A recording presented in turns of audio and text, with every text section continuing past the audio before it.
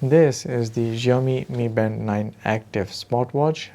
Basically, it's a smart band and it's one of the cheapest Xiaomi 9 series smart band called the Active, targeted at the broader audience, cheaper, durable and functional.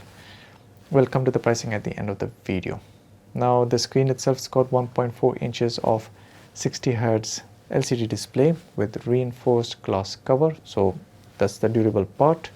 The strap material is TPU and the whole strap can be removed to change colors. You can customize the watch by changing the strap.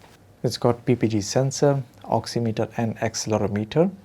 The watch has a Bluetooth 5.3 version where you can pair with Android or iOS phone. A pairing video for this is in the link description below. Now it's got 50 plus sports mode in the watch and 100 plus watch faces that you can choose from. The watch itself is 5 ATM water resistant, so yeah, you can take shower with it, and it lasts up to 18 days in a single charge. The battery is about 300 mAh capacity. Now it comes in 3 colors. This is the white one, there is the black and pink.